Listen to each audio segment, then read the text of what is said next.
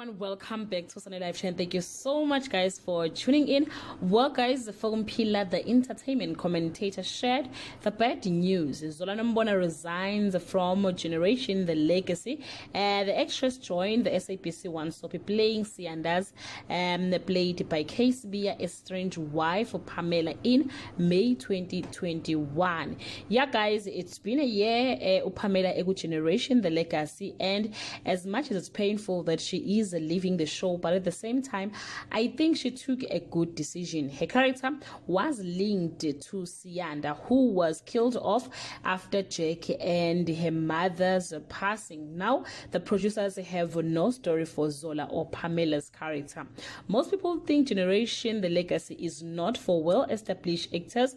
It kills their acting skill, just like what is happening on Uzalo. They have good actors, but content ayikho guys. Zola Nombona recently started her business where she sells a bodysuit, and it's a brand guys.